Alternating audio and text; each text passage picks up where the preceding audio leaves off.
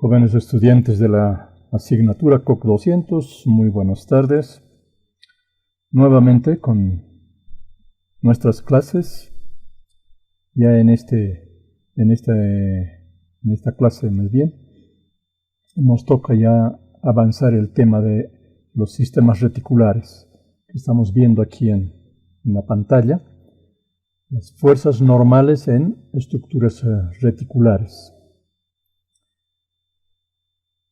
Esto ya es lo que corresponde a sistemas isostáticos propiamente dicho. El primer módulo, como hemos visto, eran propiedades geométricas que, si bien están relacionados para determinar los esfuerzos principalmente, en esta capita ya vemos lo que es el comportamiento de las estructuras, ¿no? La acción de fuerzas y sus efectos. En este segundo módulo vemos por separado a una acción global la parte de las fuerzas normales. Y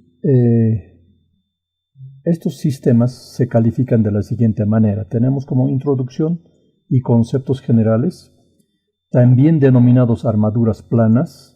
Las estructuras reticulares se constituyen de una serie de barras unidas por medio de enlaces de distinta índole que conforman un sistema de marcos triangulares indeformables, que conforman a su vez un sistema de nudos y barras donde los esfuerzos principales son los de carácter normal o axial, que predominan sobre los esfuerzos por flexión y cortante. Este es el concepto básico de lo que son los sistemas reticulares. No es un sistema de nudos y barras donde los esfuerzos principales son de carácter normal o axial, no sobre el eje longitudinal del elemento estructural, paralelos al eje longitudinal, y que predominan los esfuerzos sobre los esfuerzos por flexión y cortante. Prácticamente en sistemas reticulares no existe flexión, no existe cortante en las fuerzas que vamos a encontrar. Eso no quiere decir que no existen en realidad en estructuras reales, pero en el análisis que vamos a hacer de sistemas reticulares no se consideran esfuerzos por flexión ni cortante. Se analizan exclusivamente lo que son las fuerzas normales en un sistema reticular. Tiene aplicación los sistemas reticulares en el diseño de cerchas para techos, o pueden ver cubiertas o armazones, como han debido ver la cubierta de los surtidores de gasolina. En muchas estaciones de reparto de gasolina ven unas cubiertas. Ese tipo de sistemas son los reticulares o los tinglados. Pueden imaginar fácilmente la cubierta, el armazón de un tinglado. Son sistemas reticulares que se usan principalmente para cubiertas, ¿no? Para techos. Los materiales más empleados en este tipo de estructuras son la madera y el metal. En la actualidad, el metal más que la madera. La madera ha decaído, se puede decir, o es muy difícil encontrar de buena calidad. Entonces, hoy, en la actualidad, se utiliza más el metal para la construcción de sistemas reticulares. Entonces, hay una predominancia del sistema metálico, ¿no? Para sistemas reticulares.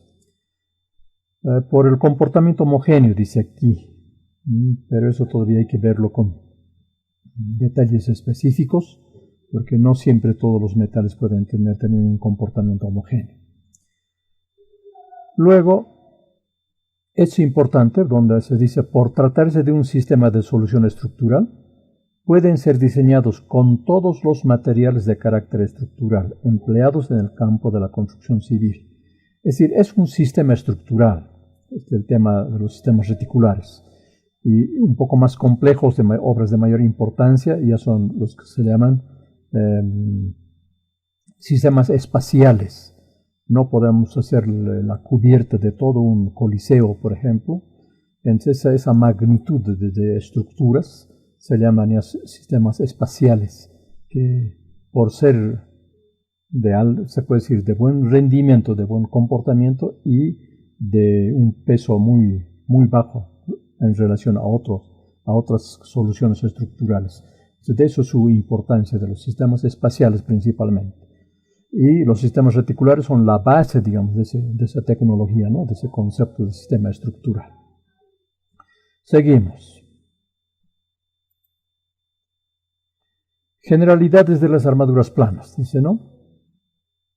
Una armadura consta de un grupo de tirantes y puntales diseñados y conectados de tal manera que forman una estructura que actúa como una viga de gran tamaño.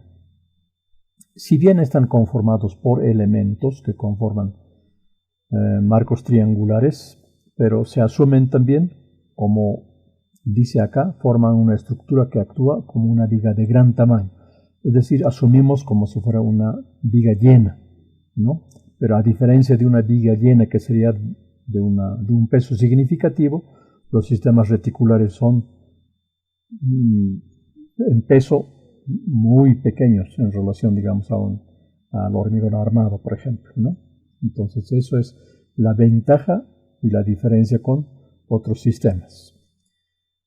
Aquí todas estas partes ustedes lo van a leer. Yo espero que ustedes, en su función de estudiantes, lo van a leer en su totalidad y van a ir complementando las partes esenciales que estamos explicando, para no demorarnos mucho en la explicación del texto, puesto que ya está escrito, ya está editado, entonces nada más hacer una lectura, ¿no?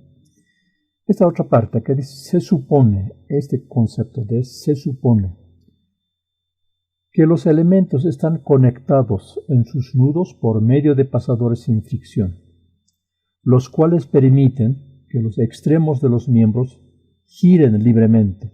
Así, el triángulo es la única forma estable. Estamos hablando de término estabilidad de un sistema estructural y la forma triangular, que es la única forma estable. Entonces, esta forma geométrica triangular tiene vital importancia en el concepto de marcos, más bien de sistemas reticulares, ¿no? Pero también ese término de se supone. En cálculo 1 principalmente, en cálculo 2, en matemáticas, ustedes recurren a artificios para resolver un problema. Ese recurso de artificios que nos permite resolver un problema es lo que aquí estamos denotando con el término de se supone. Va a ser también artificio que vamos a aplicar para resolver nuestros problemas. Por eso dice esto, se supone.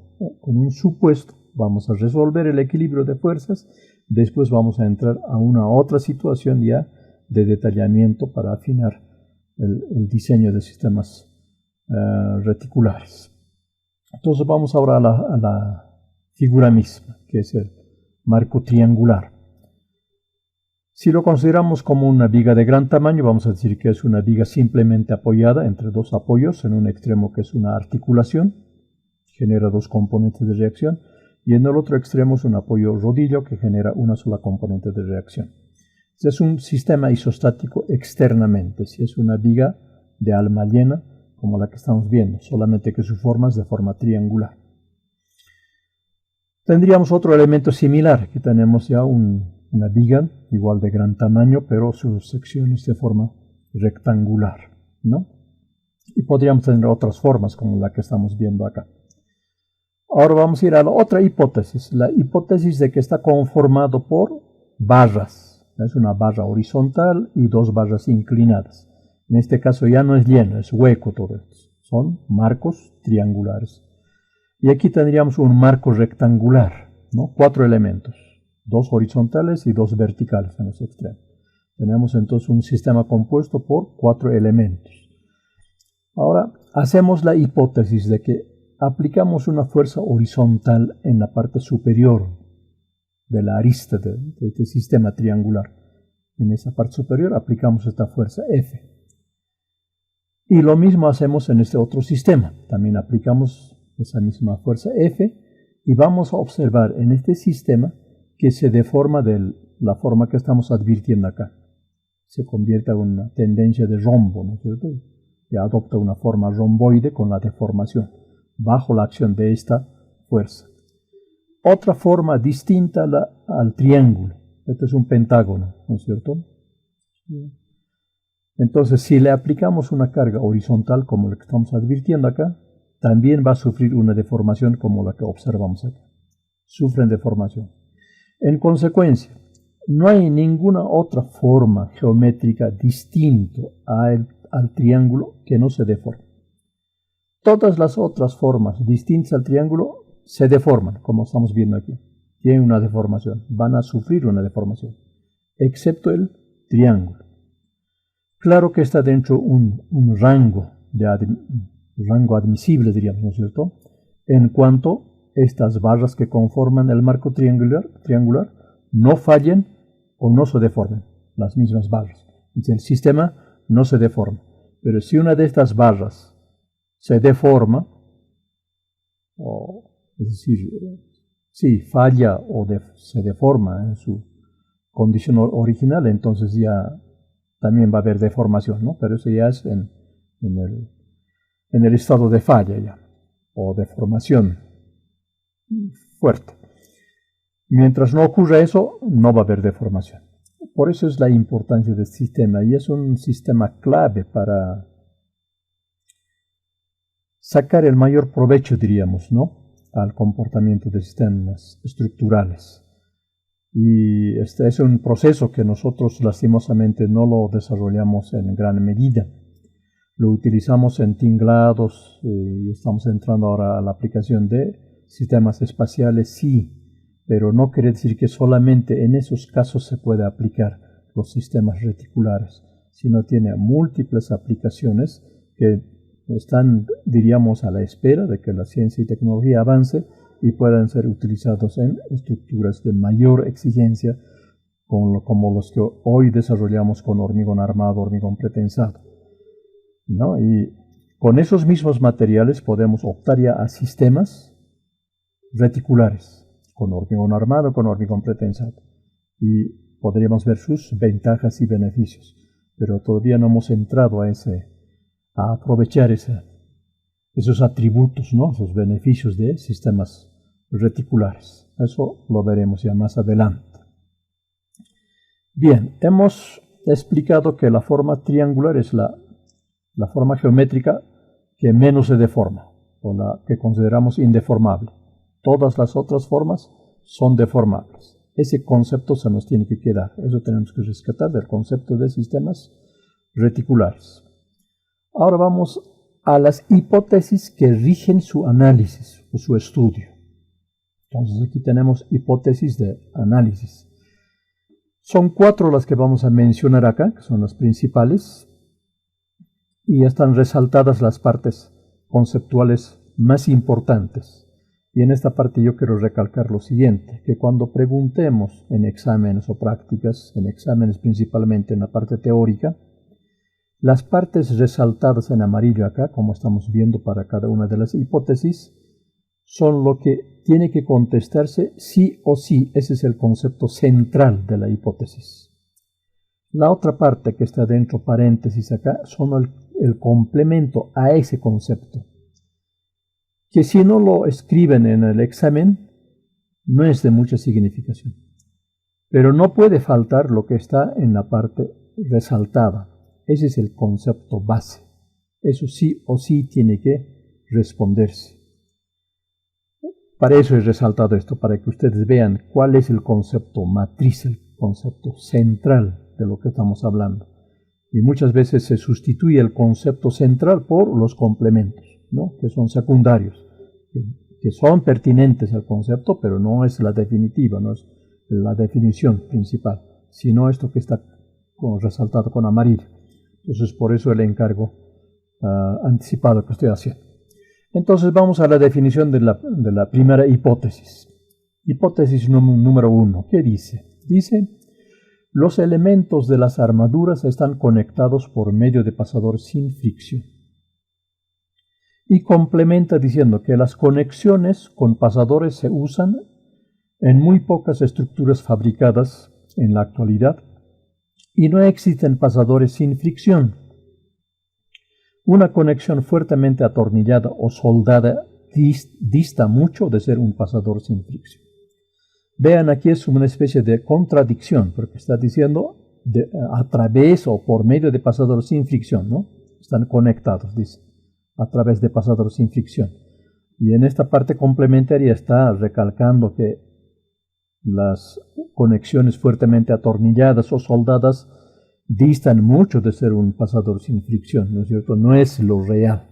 Pero entonces, ¿por qué es que se tiene esa contradicción?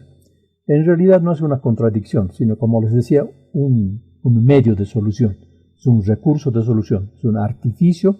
Por eso había el supuesto en esta otra parte, se supone, ¿no es cierto?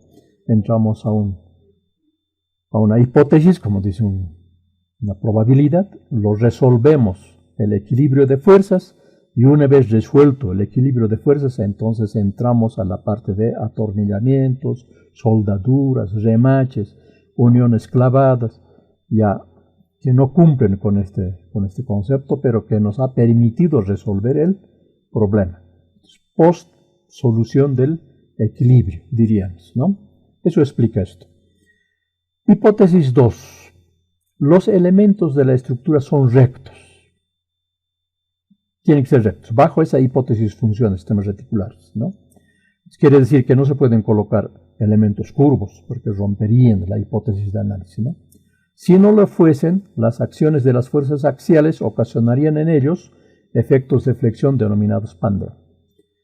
Sí, en realidad no se admite, digamos, en sistemas reticulares que los elementos no sean rectos. Tienen que ser rectos. Ese es el concepto, la exigencia, diríamos, ¿no? De la hipótesis. Los elementos son rectos. Hipótesis 3. Las deformaciones de una armadura cargada se consideran despreciables. Aquí hay como una especie de salto, digamos, ¿no? Las deformaciones de una armadura cargada se consideran despreciables. Ese es el concepto central.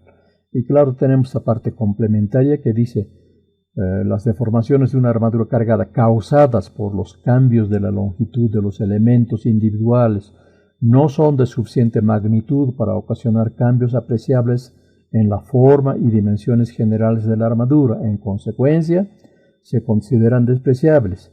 Debe darse atención especial a las armaduras muy largas y flexibles, ¿no? Entonces, una armadura de gran longitud en sistemas reticulares es propenso a la deformación por el peso propio incluso. Entonces, por eso dice aquí debe darse una especial atención a las armaduras muy largas. Así que el sistema funciona cuando que no existen deformaciones, que las deformaciones de una armadura cargada se consideran despreciables. Entonces, es equivalente a decir no se producen deformaciones o no existe deformación aún en sistemas reticulares, ¿no? Si ya se generan deformaciones, entonces ya sale del concepto de las hipótesis de sistemas reticulares. Estamos trabajando en esa condición, en ese supuesto de que no hay deformación. Hipótesis cuarta, o cuarta hipótesis, ¿no? Esta es tal vez una de las hipótesis más importantes. Los elementos están dispuestos de manera que las cargas y reacciones se aplican solo en los nudos de las armaduras. Y yo complementaría ahí diciendo lo siguiente, que las cargas y reacciones se aplican solo, como sí y solo sí, en los nudos. Eso se tiene que entender bien claramente. Ustedes una revisión, una inspección por muchas obras, principalmente cuando están en la parte de preparación de cubiertas, el armado de techos, van a advertir que muchas cerchas no cumplen con esta especificación de que las cargas y reacciones se aplican solo en los nudos. Y si ustedes observan muchas estructuras de cerchas, principalmente para viviendas, van a advertir que no se cumple con esta recomendación. Se podría decir por desconocimiento, pero como las cargas no son significativas, entonces esas soluciones incorrectas, vamos a decir, terminan todavía funcionando, ¿no? En algunos casos se generarán algunas deformaciones, pero como admisibles. Pero aquí estamos planteando lo que son el concepto ya de los sistemas reticulares que las cargas y reacciones se aplican solo en los nudos. Las cargas uniformes se puntualizan y se trasladan a los nudos. Es decir, un sistema reticular también puede soportar cargas uniformes sobre las barras. Pero para el análisis del equilibrio de fuerzas en sistemas reticulares, esas cargas uniformes se trasladan a los nudos y se convierten en vectores. Entonces son fuerzas aplicadas en los nudos. Esa es la forma de análisis de los sistemas reticulares. No se consideran cargas uniformes. Una vez que hemos resuelto el sistema reticular, las fuerzas en las barras, las fuerzas normales en las barras, y también lo que se encuentra, las fuerzas, la conjunción de fuerzas, vamos a decir, en los nudos, entonces podemos entrar a analizar barra por barra, y ahí ya podemos considerar la acción de las fuerzas uniformes, o también fuerzas puntuales sobre las barras del sistema reticular, ¿no? Pero como sistema reticular no acepta esta condición de fuerzas uniformes ni puntuales en sus partes intermedias. Las fuerzas puntuales se tienen que trasladar a los nudos, y las fuerzas uniformes se tienen que convertir en fuerzas puntuales y trasladarlas también a los nudos. Esa es la condición de tratamiento de sistemas reticulares. Entonces es importante que este concepto lo tengan, porque bajo el lineamiento de estas 4 hipótesis vamos a trabajar la solución de sistemas reticulares. El concepto de fuerzas normales en las barras. Esto es importante, en negrilla aquí, vamos a resaltarlo aquí mismo. Fuerzas normales. Lo que nosotros en la asignatura COC 200 vemos, analizamos, estudiamos y resolvemos sus magnitudes, está referido a las fuerzas normales. Estas fuerzas normales van a generar esfuerzos normales o axiales. Esto también es fuerza normal o axial. Entonces, en correspondencia va a generar esfuerzos normales o axiales. Pero esta parte que en la literatura del texto dice esfuerzo normal no es el contenido de la asignatura propiamente. Nosotros resolvemos las fuerzas normales que van a generar esfuerzos normales. Eso se tiene que tener bien entendido.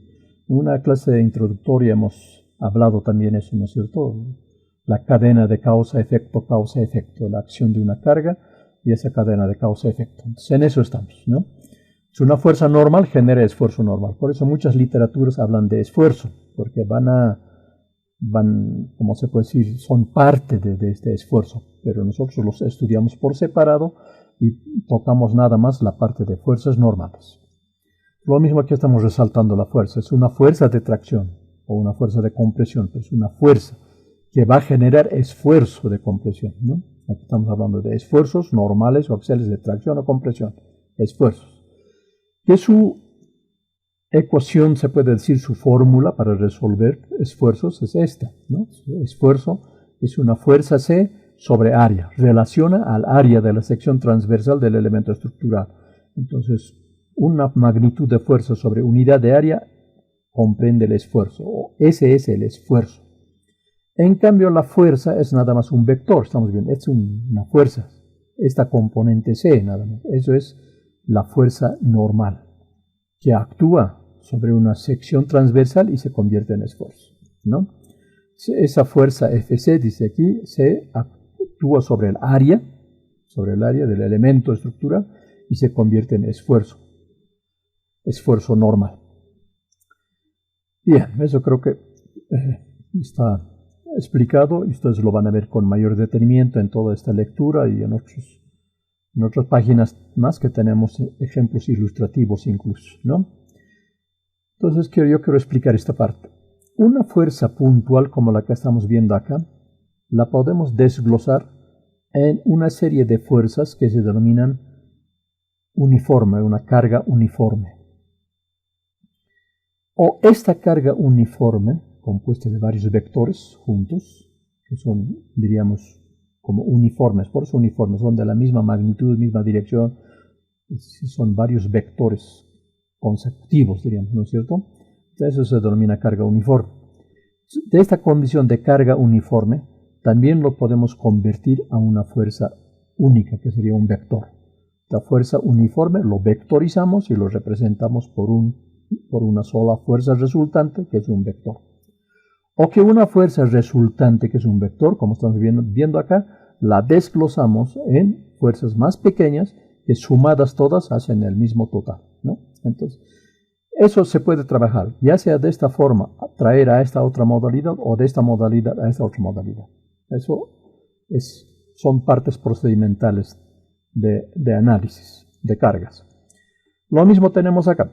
Esto es una fuerza de compresión. Esto es un sólido, es un prisma. Sobre el prisma actúa esta fuerza y el prisma está sobre un sólido, ¿no? Una cadena y este sólido está sujeto a algo, ¿no? Entonces es una cadena grande. Mientras que aquí este sólido recibe una compresión debido a la acción de esta fuerza, este otro sólido recibe más bien una tensión, una fuerza de distensión, tracción, vamos a decir, ¿no es cierto? Aquí no comprime, más bien trata de desprenderse del sólido, entonces es una fuerza de tracción. Y de igual manera que puede estar representada por un vector, y también puede desglosarse este vector en fuerzas más pequeñas, uniformes, entonces vuelve una carga uniforme, y de esta fuerza uniforme también se puede vectorizar, igual que hemos explicado para este caso, ¿no? Aquí solamente varía la dirección, ¿no? El sentido. Aquí es compresión y aquí es tracción.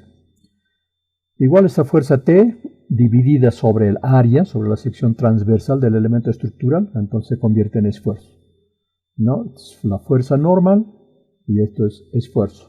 Se convierte en esfuerzo porque relaciona al área, ¿no? Aquí está describiendo, aquí, área de la sección, contar. Mientras que la unidad de la fuerza es en nuestro medio kilogramos, puede ser toneladas, kilos, libras. Nosotros trabajamos más en kilogramos, vamos a decir que es kilogramo, y el área va a ser en centímetros cuadrados. Entonces, las unidades del esfuerzo son kilogramos por centímetro cuadrado, mientras que la unidad de la fuerza normal es nada más kilogramo, ¿no? Entonces, ahí también se puede advertir la diferencia de esos dos conceptos. Esta página es ilustrativa, y yo espero que ustedes lo lean.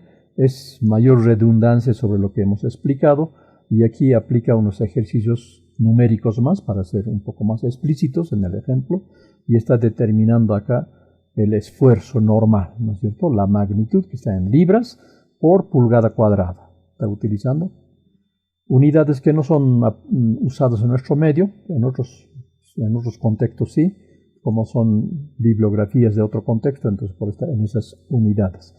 Pero tranquilamente esto se puede trasladar a las unidades que predominan en nuestro contexto, ¿no?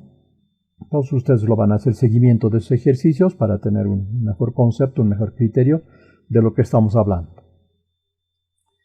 Entonces tenemos estos esquemas que yo quiero explicarles en detalle, y es la parte importante de lo que estamos desarrollando en esta clase. En esta parte dice: la deformación originada por el esfuerzo normal da lugar a un acortamiento lineal debido a la compresión o alargamiento debido a la tracción en la dirección de la acción de la fuerza. Está resaltado otra vez aquí la acción de la fuerza para no confundir con el esfuerzo, ¿ya? Acción de la fuerza. Nosotros en la asignatura vemos la acción de la fuerza y vemos la fuerza normal, no el esfuerzo normal. Eso estoy reiterando. La deformación comúnmente se expresa como un parámetro unitario en forma de una cantidad adimensional indicada como un porcentaje o una fracción decimal. Si la fuerza normal, nosotros tocamos, ¿no? Fuerza normal es constante a todo lo largo del elemento, como aproximadamente ocurre en una columna o tirante, y su sección transversal se mantiene constante, el esfuerzo resultará asimismo constante, ¿no? Entonces, hay una directa proporcionalidad. Si la fuerza normal es constante y la sección transversal también es constante, entonces el esfuerzo va a ser constante también, ¿no? Pero si la fuerza normal va variando a lo largo del elemento, entonces también el esfuerzo va a variar. O si la sección transversal varía, no es constante, también el esfuerzo va a variar, ¿no? Así de constante. Y se acumular sin cambio en toda la longitud del elemento. Bueno, está ahí complementando nada más la idea central. Entonces ahora sí pasamos a los esquemas, que aquí hay que verlo, diríamos, como una especie de lo que decimos tratar con pinzas. ¿Por qué decimos eso? Porque a los criterios, al concepto del estudiante, cuando estamos incursionando por primera vez en estos temas, parecen contradicciones o confusiones cuando empleamos términos que parecen ser sinónimos y no lo son. Y el estudiante reclamaría, ¿por qué usan los mismos términos si no son sinónimos? Entonces explicamos lo siguiente. Existe una fuerza normal que aquí lo vamos a denominar N, por normal justamente, por eso lo denominamos N, es un vector, es una fuerza normal. Y tiene que equilibrarse con otra fuerza que es en sentido contrario, ¿no? O diríamos también acción y reacción, fuerza normal. Cualquiera de estas puede ser acción y cualquiera de ellas mismas también pueden ser reacción. Cuando esta fuerza actúa, el elemento sufre su efecto.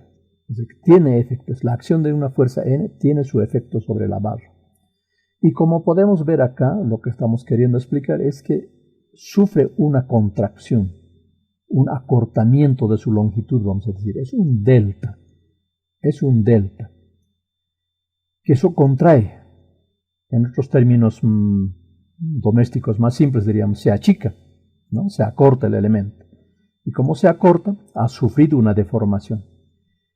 Ese efecto de deformación ya se considera esfuerzo, ya es un esfuerzo. Si no se tomara en cuenta esta deformación, entonces hablaríamos nada más de fuerza normal, ¿no? Pero como su efecto inmediato va a ser una contracción del elemento, entonces ya es un esfuerzo. La discusión está en que si se lo trata por separado y no se toca todavía la deformación, entonces es una fuerza de compresión y no sería esfuerzo de compresión, sería fuerza de compresión. Y cuando ya vemos una deformación o tomamos en cuenta la deformación, entonces ya pasa a ser esfuerzo porque hay una deformación, un delta L que se ha deformado. Entonces ya es esfuerzo de compresión. Entonces está correcto este título. Y en otro diríamos, está incorrecto este título. ¿Por qué? Porque aquí no estamos hablando de área, nada, no dice en qué lugar hay área, solamente dice fuerza normal. Entonces debería ser fuerza normal de compresión. Y vamos a tener esa discusión casi eterna, depende del enfoque, depende del criterio con lo que estemos encarando el estudio del tema. Lo que aquí importa es que nos vayamos habituando al lenguaje de sistemas estructurales, ¿no? De la mecánica estructural. Cuando ocurre este fenómeno que estamos notando aquí, es un fenómeno físico dentro de la mecánica, es un efecto físico. El término correcto es contracción del elemento, no es acortamiento, achicamiento, no, es contracción del elemento. Ese es el lenguaje técnico para describir esta situación que hemos explicado, ¿no? Es un elemento comprimido y sufre una contracción el elemento estructural. Contracción del elemento. Hay delta de contracción en ambos extremos, donde actúa la fuerza. Y la deformación no está aquí todavía completa, porque si bien hay un acortamiento, una contracción aquí en los extremos, ese volumen, ese cuerpo que se pierde, que se contrae, no se esfuma. Aquí tiene que eso compensarse con un ensanchamiento de su espesor original. Si aquí hay un espesor original, este acortamiento genera un incremento de su espesor original. Entonces este volumen, vamos a decir, que se está contrayendo, va a desplazarse a la parte media del elemento estructural de la barra. Pero esos ya son análisis ya de mayor avanzada, diríamos, ¿no es cierto? En resistencia de materiales 2 o cuando estén analizando esfuerzos en elementos estructurales ya pueden analizar todos esos fenómenos. Aquí estamos nada más comenzando con el primer efecto de la acción de una fuerza normal, ¿no? Entonces aquí vemos cuando actúan contra el cuerpo, fuerzas que actúan contra el cuerpo. En este otro esquema es fuerzas que actúan contra el cuerpo también, pero no contra el cuerpo, sino más bien una fuerza de tracción, es decir, tratan de alargar al elemento estructural. Entonces hablamos de elemento traccionado. Aquí era elemento comprimido, aquí es elemento traccionado. Y a diferencia que decíamos aquí, contracción del elemento, aquí decimos elongación del elemento. Entonces, este concepto de elongación del elemento, que es el concepto técnico, el criterio técnico, podemos sustituir con otros términos domésticos, como decimos alargamiento, se ha estirado. Sí, dan a entender, se puede entender, pero lo correcto técnicamente es decir elongación del elemento. Entonces, para eso nos sirven estos esquemas, para ir aprendiendo los criterios, los conceptos que son técnicos en este tema de las fuerzas normales. Lo mismo aquí, si consideramos ahora la elongación, ya no contracción, sino elongación, también un delta L, que ha incrementado en longitud en ambos extremos. Si ya tomamos en cuenta eso, entonces ya estamos hablando de esfuerzos, porque ya estamos tomando en cuenta las deformaciones. Entonces, esfuerzo. Pero si no tomáramos en cuenta las deformaciones, solamente la acción de la fuerza, entonces por lo correcto sería decir fuerza de tracción y no esfuerzo de tracción. Es igual que el caso de compresión, ¿no? Entonces, esos conceptitos van a ser un tanto enredados en un principio, pero a un cierto tiempo, cuando ustedes ya lo entiendan perfectamente, funcionamiento, ya van a entenderlo con mayor sencillez. Tenemos aquí unos otros esquemas que son los efectos paralelos a esto que hemos descrito, son los básicos, pero los efectos, como hemos ya mencionado acá, podemos ver otros todavía efectos, ¿no? Como el efecto pandeo, que genera un desalineamiento, vamos a decir, de su condición original, que teníamos una recta, hay una curvatura que se genera, desalineando, ¿no?, la proyección de su eje central. Entonces, ese efecto se considera pandeo y genera ya la tendencia de rotación con ese desplazamiento pandeo. Entonces, se genera aquí un momento flector, una tendencia de rotación, es un momento flector. Y si lo analizamos por separado el elemento, vamos a advertir un extremo, una cara, decimos aquí, una de las secciones, una de las caras del elemento estructural, comprimido, y la otra cara traccionada, ¿no? En este sector va a haber un elongamiento y en este otro sector va a haber una contracción del elemento estructural. Es el mismo elemento, pero en sus caras extremas opuestas sufren diferentes efectos, ¿no? Lo mismo que estamos advirtiendo acá. En conjunto tenemos aquí la acción de una fuerza normal generándose un pandeo, y efecto de ese pandeo hay un momento flector, hay una fuerza normal de reacción y además hay las fuerzas de tracción y compresión. Todo este concepto de fuerzas de tracción y compresión lo vamos a ver en el tercer módulo. Entonces, por ahora no vamos a detenernos mucho en esa parte porque es contenido de otro módulo, que lo vamos a ver en el tercer módulo. Ahora nos toca ver las fuerzas normales, nada más, ¿no? Entonces aquí reiteramos nuevamente el recalco, ¿no? De los esquemas expuestos podemos observar que una fuerza de compresión genera esfuerzo de compresión y una fuerza de tracción genera esfuerzo de tracción.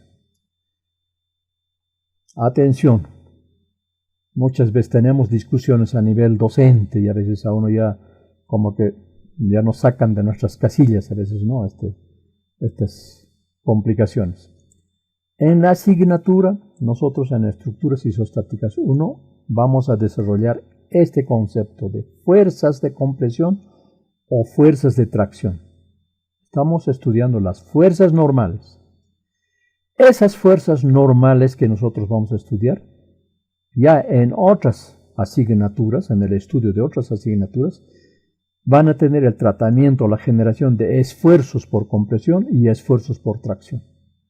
Pero vuelvo a repetir, esfuerzos no es contenido de la asignatura COC 200, es contenido de la asignatura Resistencia de Materiales 1 y Resistencia de Materiales 2. En Estructuras Isostáticas 1 vemos las fuerzas normales de compresión y fuerzas normales de tracción. Eso es lo que estudiamos. Y aquí está explicando en mayor detalle, ¿no? En otros términos decimos, quiero que se entienda bien claramente, para que no exista confusión.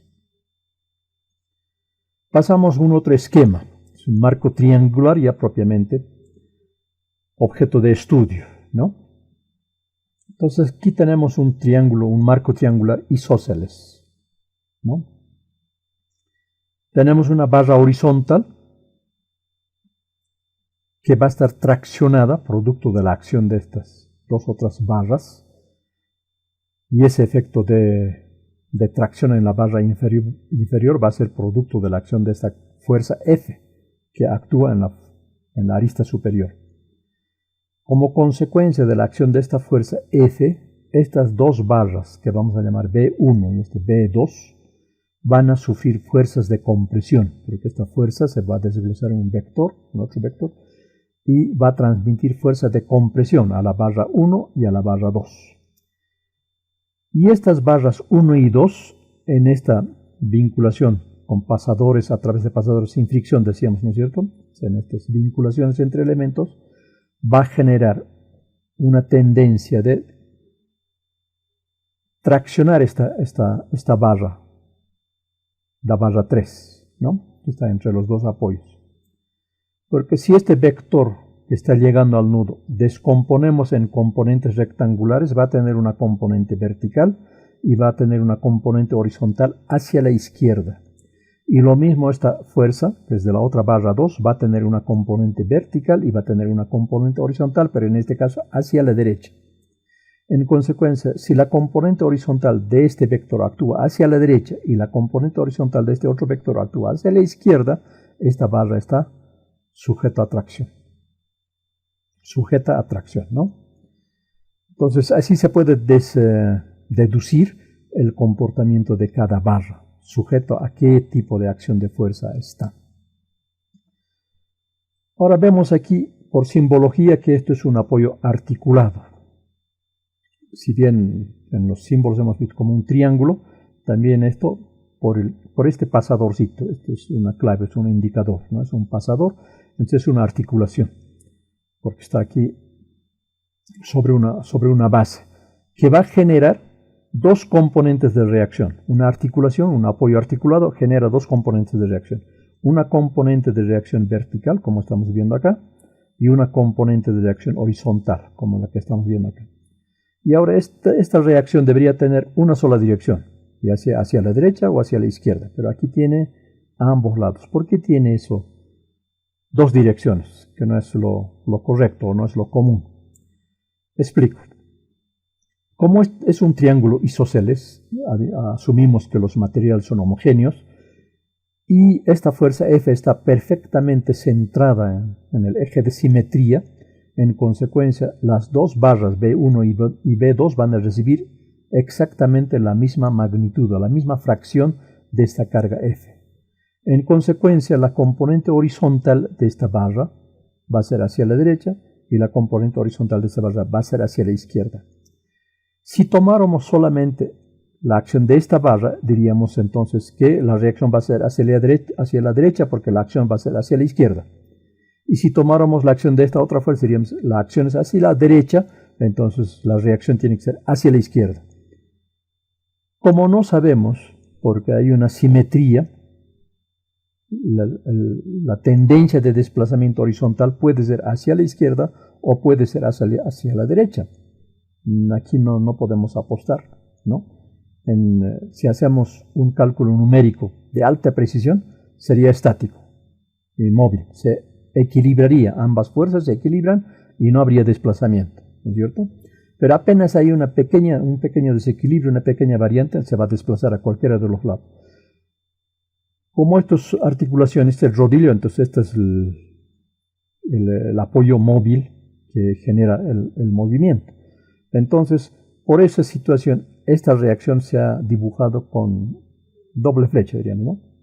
Para dar a entender de que puede desplazar en cualquier sentido se podía desplazar. En este caso es especial, no es que es en todos los casos. En este caso estamos viendo esa situación. Y por la condición de que es un triángulo isósceles, porque si no fuera isósceles ya estaría definido. Pero aquí tenemos la acción de una sola fuerza y es isósceles, entonces las componentes horizontales de ambos elementos provenientes de la barra 1 y 2 van a ser iguales, por eso ahí está. Encrucijada, diríamos esto, una incógnita de saber en qué sentido se desplaza el elemento. Bien, también va a haber confusión en lo siguiente. En esta parte central, esta barra está comprimida, esta barra también está comprimida. Entonces decimos dos vectores que están actuando contra sí, entonces podemos fácilmente en este segmentito advertir que es una fuerza de compresión, están comprimiendo. Aquí lo mismo, están comprimiendo. En esta otra parte podemos advertir lo contrario, aquí se está traccionando, ¿no es cierto? No se están comprimiendo, no convergen como están convergiendo las fuerzas. Aquí en cambio se están distensionando, ¿no es cierto? Es contrario, aquí hablamos de tracción y aquí de compresión. Pero si pasamos a este punto y vemos estos dos vectores, vamos a decir aquí que es equivalente a esto. Entonces diríamos, este sector está traccionado o este otro sector está traccionado. Esto está comprimido y aquí traccionado. No, aquí nada más ya es la representación de los vectores que llegan a los nudos, porque analizamos estos sistemas en los nudos. Aquí vamos a analizar el equilibrio de fuerzas, o lo mismo aquí. Entonces, si todo el elemento está comprimido, aquí en el nudo también comprime. Aquí en el nudo, esta barra que está comprimida, comprime. Aquí en este nudo también la barra comprimida comprime. Y esta barra que está traccionada en el nudo tracciona.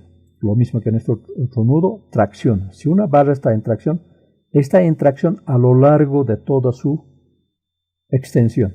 Lo mismo que esta barra 2, está comprimida a lo largo de toda su extensión. Es decir, entre nudo y nudo. Entre pasador y pasador. Es compresión, compresión. Y tracción entre pasador, pasador. O apoyo a apoyo o nudo a nudo. Toda la longitud del elemento está solamente bajo la acción de un efecto, que es tracción o es compresión. No puede haber nunca en estos sistemas reticulares bajo un solo estado de carga. Ojo ahí también, ¿no? Un solo estado de carga. Que se dé los dos fenómenos, que en un lugar esté a tracción y en otro lugar a compresión. No puede haber eso. Una barra o está comprimida o está traccionada bajo un estado de carga. Ahora, si cambiamos el estado de carga, que es esta carga F, si cambiamos este estado de carga, por ejemplo, lo ponemos a tracción y ascendente en vez de que sea aquí descendente, entonces van a cambiar, ¿no? Los estados de carga también aquí, o el efecto ya no estaría comprimida, ya va a estar traccionada. Pero eso es efecto de una acción de carga distinta, no la acción de la misma carga, ¿no es cierto? Bajo la acción de un estado de carga, una barra o está comprimida o está traccionada. No hay los dos efectos simultáneos. Entonces eso también es bueno tener en cuenta cuando estemos analizando los efectos de cargas normales en sistemas reticulares. Pasamos a este otro esquemita para explicar ese concepto de esfuerzo y fuerza normal. Vean, esta es la fuerza normal, ¿no es cierto?, en la barra. Es una fuerza F que se transmite a las barras o que tiene su efecto en la barra. Y el efecto de esta fuerza F en la barra, en el eje longitudinal de la barra, es esta fuerza N. En muchos casos, cuando es único, F sería igual N o N sería igual F. En muchos casos. Pero aquí, por ejemplo, ya va a estar compuesto, esto va a estar afectado por un ángulo, y en todo caso sería F medios, aquí va a estar F medios y afectado además por un ángulo, ¿no? Si fueran directos sería F, si fuera un elemento vertical sería F, N sería igual a F. Eso también ya más adelante vamos a detallar con mayor precisión. Entonces tenemos una fuerza normal que actúa sobre la sección transversal del elemento estructural. Si asumimos que aquí tiene una sección circular, ¿no? Entonces cualquier sección, cualquier sea la forma, sea rectangular, triangular, circular o otra forma, tiene un área, ¿no? Y sobre esa área, sobre esa sección transversal, va a actuar una fuerza normal. Por eso aquí N es fuerza normal de compresión, está actuando contra el elemento. Y la sección es un área. Esa relación de la fuerza normal sobre el área se convierte en esfuerzo normal. Esfuerzo normal de compresión, cuando la fuerza actúa contra la sección. Si la fuerza estuviera saliendo, como decimos, de la sección, sería sentido contrario aquí, la flecha estuviera en la parte superior, entonces estaríamos hablando de un esfuerzo de tracción. La relación va a ser la misma, pero aquí va a ser esfuerzo de tracción, ¿no? Entonces hay esfuerzo de compresión, como estamos viendo aquí, y esfuerzo de tracción. Entonces, de la fuerza normal que se determina, llegar al esfuerzo normal es un pasito muy corto. Es dividir sobre el área de la sección transversal nada más y ya se convierte en esfuerzo. Por eso que hay mucha confusión de hablar esfuerzo, fuerza, esfuerzo normal. Y a veces hablamos indistintamente, incluso los docentes, ¿no?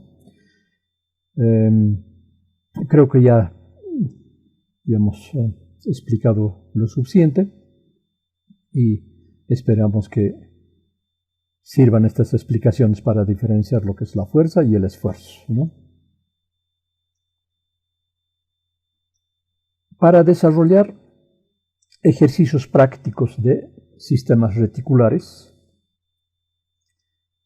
vamos a analizar o aplicar más bien dos métodos. Un método que es el método de los nudos y otro que es el método de los momentos. Es decir, para resolver la magnitud de fuerzas normales en sistemas reticulares, vamos a aplicar el método de los nudos y el método de los momentos. ¿Cuándo es conveniente o provechoso el método de los nudos?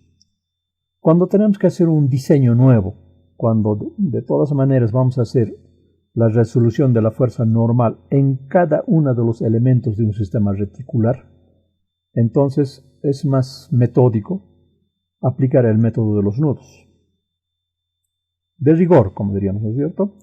A cada una de las barras, cada una de las barras tiene que ser resuelto en la magnitud de su fuerza normal que existe a lo largo de su eje longitudinal.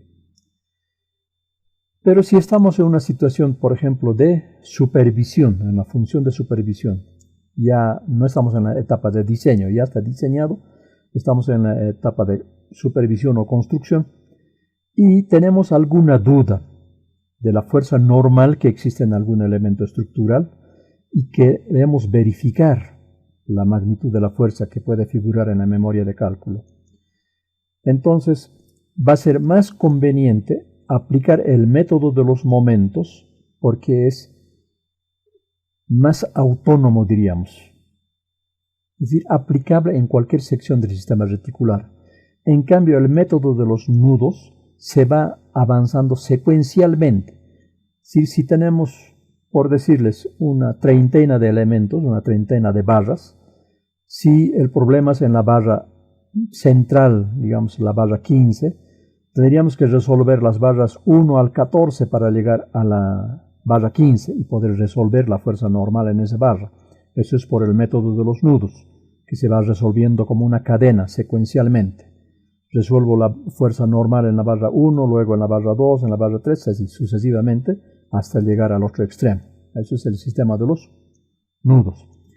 En cambio, el método de los nudos me permite hacer el análisis de fuerza normal en cualquier sección de la barra. Entonces puedo fraccionar en la parte central donde es mi duda y puedo resolver nada más la fuerza normal que me interesa, la fuerza normal de la que tengo duda, resuelvo la fuerza normal en la barra que es de interés. Entonces, para esas situaciones, el método de los momentos es mucho más plástico, es mucho más funcional. Pero también su tratamiento es mucho más engorroso, ¿no? Se requiere de mayores recursos de conocimiento, principalmente momento flector. Eso que les he dicho, que momento es igual F por D, donde D es una distancia perpendicular de la línea de acción de la fuerza al punto de análisis. Si ese concepto está bien claro, entonces tampoco es un problema. Es simple de resolverlo, pero generalmente es más complicado que el método de los nudos. También una combinación de ambos métodos, un mix, como decimos, de ambos métodos, se denomina el método de las secciones. Y también lo vamos a desarrollar en la asignatura. Entonces, con eso más tendríamos como que 3 métodos que vamos a hacer uso para resolver los problemas de sistemas, de fuerzas normales en sistemas reticulares. Hemos dicho que sistemas isostáticos se resuelve en función a los tipos de apoyo que sostienen al elemento estructural. Una barra simplemente apoyada, por ejemplo, está apoyada en un apoyo articulado y un apoyo rodillo. 3 componentes de reacción. Y son 3 las ecuaciones de la estática. En consecuencia, número de ecuaciones igual número de incógnitas es un sistema isostático. Esa condición tiene que darse. Pero ¿cómo sabemos que el interior de un sistema reticular o el sistema reticular de forma interna, las barras de un sistema reticular, si hacen o no hacen un sistema isostático? Esta ecuacióncita que estamos viendo aquí, que dice M igual 2 veces J menos R, es la ecuación que nos permite establecer o determinar si el sistema reticular es isostático o no es isostático. Dice aquí, M es el número de barras del sistema reticular, 2 es una constante y J es el número de nudos del sistema reticular. Y R son las componentes de reacción del sistema reticular. Como nosotros estamos en la asignatura Estructuras Isostáticas 1, son sistemas reticulares isostáticos, mejor dicho, son sistemas isostáticos, entonces nuestra R, en este caso en nuestras ecuaciones, va a ser 3, diríamos en el 99% de los casos. De hecho, como es materia de estructuras isostáticas 1, entonces vamos a aplicar aquí R igual 3. Pero podría haber unas excepciones, ¿no? Si analizamos ya con mayor extensión, mayor contenido, digamos, el concepto de los sistemas reticulares. Cuando entremos, por ejemplo, a sistemas espaciales, ya podemos analizar con otra focalización. Pero en nuestra asignatura, R va a ser 3. Entonces, a través de esta ecuación se verifica si el sistema reticular es isostático o no es isostático. Importante también eso, ¿no? Entonces entramos ya aquí a la parte práctica, diríamos, de sistemas reticulares. Estamos viendo el esquema, la esquematización de una cercha. Es una cercha típica, ¿no? Entonces tenemos aquí que tiene también su nomenclatura, ¿no? de términos. En la parte inferior, todo lo que es la parte inferior se denomina cordón inferior. Y la parte superior son los cordones superiores. Cordón superior, lado izquierdo, y cordón superior, lado derecho, diríamos. O agua derecha, agua izquierda, dependiendo los términos que uno quiere emplear también. Y luego tenemos la celosía, que el conjunto, de acá, ya sean verticales o diagonales, se denominan celosía. Y entre esas celosías se puede distinguir la vertical, o otros también llaman puntal, la vertical, y la diagonal. Y también reciben otros términos como péndola, por ejemplo, ¿no? Pero péndolas casi por la función que cumplen son tirantes. En puentes colgantes se utiliza ese término y generalmente están trabajando a tracción. Pero en este caso los elementos verticales, ya sea como puntal o vertical, trabajan indistintamente, ya sea compresión o tracción. Tenemos entonces aquí una codificación, tenemos un sistema compuesto por las barras que están encerradas en un rectángulo, enumeradas y encerradas en un rectángulo son las barras. Tenemos 1, 2, 3, 4, 5, 6, 7, 8, 9, 10, 11, 12, 13 barras. En este sistema tenemos 13 barras. Y los números, las numeraciones que están encerradas dentro del círculo, van a representar los nudos. Entonces aquí es el nudo 1, nudo 2, 3, 4, 5, 6, 7, 8. Entonces tenemos un sistema de 8 nudos. Un sistema de 13 barras y 8 nudos, ¿no? Entonces ya estamos identificando. Aquí se puede hablar de apoyo, se puede decir el apoyo A, por ejemplo, y aquí el apoyo B, o también el nudo 1, el nudo 5, indistintamente. Igual estamos refiriéndonos al mismo punto. Es nada más como una identificación del punto que estamos refiriéndonos. Entonces aquí está explicado lo que son los términos cuerda, vertical, diagonal. Ustedes ya pueden hacer un seguimiento con una lectura más detenida, ¿no? Los elementos del alma son celosía, lo que hace rato les decía, sistema de barras y nudos, que también hemos explicado. Criterio de signos. Esto sí lo veremos, ¿no? Estos esfuerzos pueden, sigue aquí hablando de esfuerzos, ¿no es cierto? Ya les dije, ¿no? Nosotros en la materia estamos tocando nada más la parte de fuerzas. Pueden ser de tracción, signo positivo, o compresión, signo negativo. Obviamente, aquí dice, ¿no? La notación de signos es solo de carácter convencional. Es decir, no es definitivo. ¿Qué quiero decir con esto? Van a encontrar ustedes muchas bibliografías que no utilizan la misma convención de signos o no el mismo criterio de signos. Que en otros contextos podría que el efecto tracción simbolizarse con un signo negativo y la compresión con signo positivo. Podría darse eso. Pero en nuestro medio prima esta convención, ¿no? Que tracción lo representamos con signo positivo y compresión con signo negativo. Pero como les digo, ustedes pueden referirse a otras bibliografías y de repente les dan una convención de signos opuestos, ¿no? Eso es de entenderlo nada más de la procedencia de la bibliografía que está uno consultando. Tenemos componentes de una fuerza normal existente en una barra o ejes de referencia. Si tenemos una barra inclinada, como la que estamos viendo acá, si tenemos una fuerza inclinada más bien, ¿no? Una fuerza inclinada, como en el sistema isostático tenemos nada más tres ecuaciones de la estática, que son sumatoria de fuerzas verticales igual 0, sumatoria de fuerzas horizontales igual 0 y sumatoria de momentos igual 0. Si tenemos una fuerza inclinada, no podríamos coincidir con esos planos, es decir, el plano vertical y el plano horizontal. Entonces, necesariamente una fuerza inclinada tenemos que descomponer en componentes rectangulares. Una componente vertical, Fy, como estamos viendo acá, y una componente horizontal, Fx, como la que estamos viendo acá.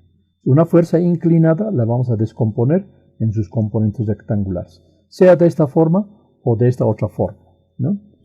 Además que aquí está ya escrita la ecuación, la magnitud de la componente que podemos establecer a través de estas ecuaciones, ¿no? Por ejemplo, esta componente en la dirección Y va a ser igual a la magnitud de la fuerza F por seno de teta, que teta es este ángulo, ¿no? Entre la horizontal y la dirección de la fuerza.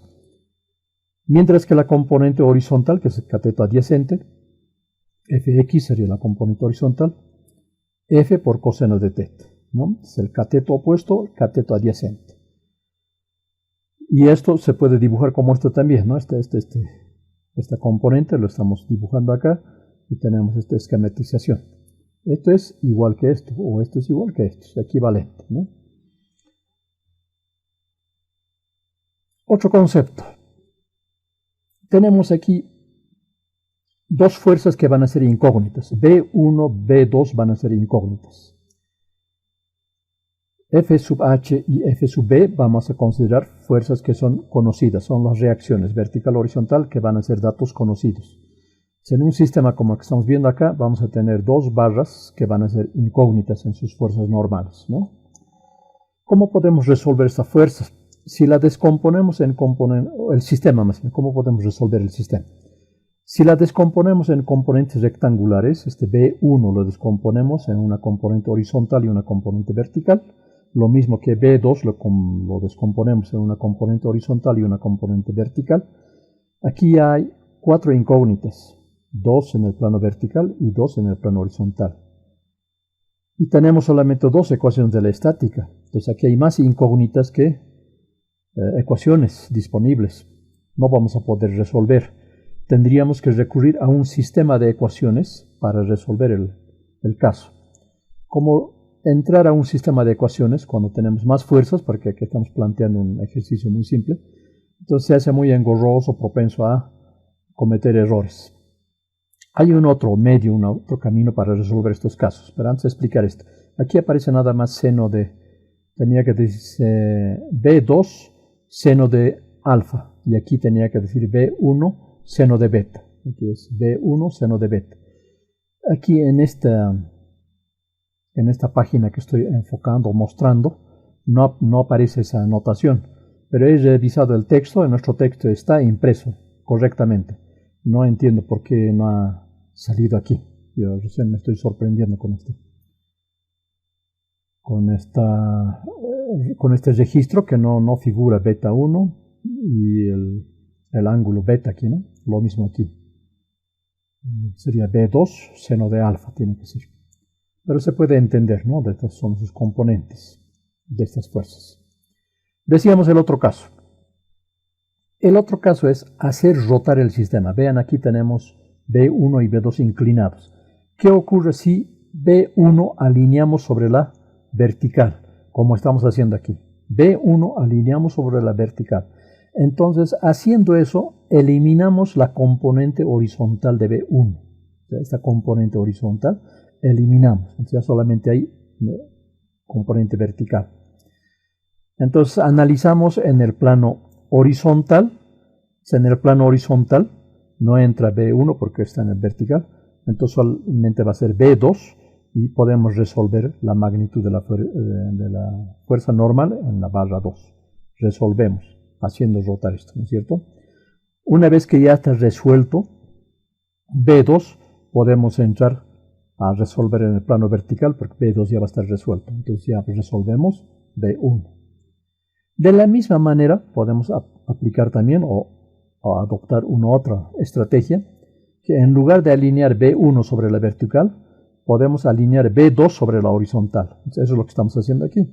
B2 alineamos sobre la horizontal y de esa manera eliminamos la componente vertical de B2, ¿no? Esta componente vertical de B2. Esta componente de B2 eliminamos. Ya solamente hay componente o la fuerza horizontal nada más. Entonces, de igual manera aquí nos planteamos ecuaciones en el plano vertical y solamente hay B1, porque B2 ya no tiene componente vertical, entonces se anula. Entonces resolvemos B1.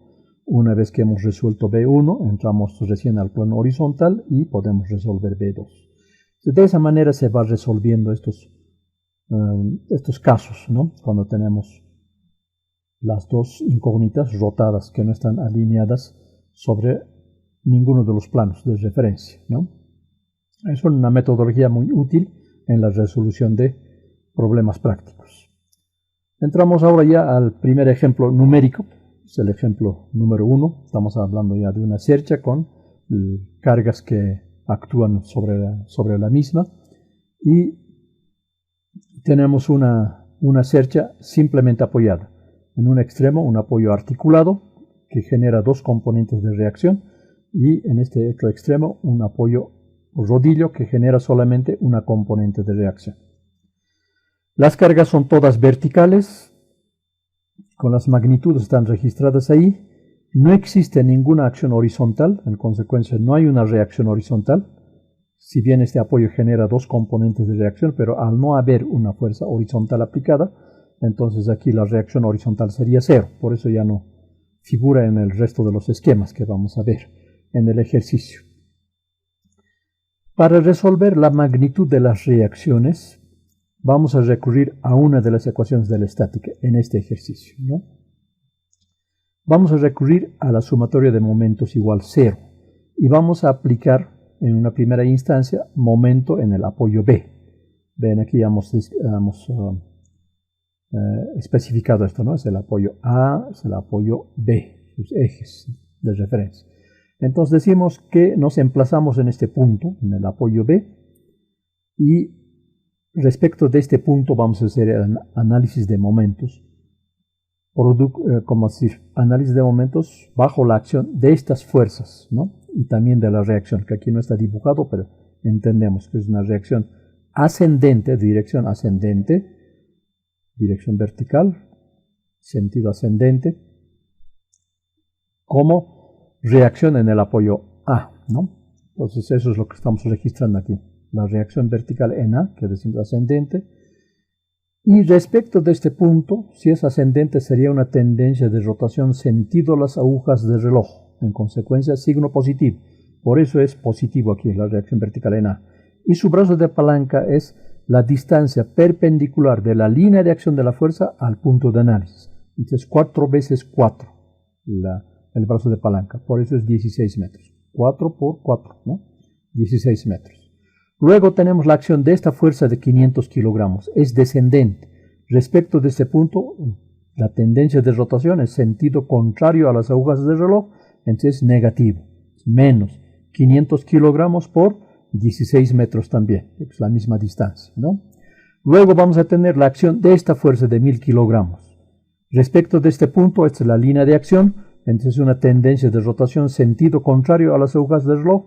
La magnitud de la fuerza 1000 y su brazo de palanca 12. 1, 2, 3 veces 4, 12 metros, ¿no? Luego tenemos la acción de esta otra fuerza de 1000 kilos también en la parte central. Es la línea de acción de la fuerza. Respecto de este punto, tendencia de rotación sentido contrario a las agujas del reloj. Entonces tenemos 1000 kilogramos por 8 metros, que es 2 veces 4. 8 metros. Y finalmente esta otra carga, que es también respecto de este punto, esta es la línea de acción. Tendencia de rotación sentido contrario a las agujas del reloj. También es 1000 kilos menos 1000 kilos por 4 metros. Es su brazo de palanca, ¿no? 4 metros. Son todas esas fuerzas que generan tendencia de rotación.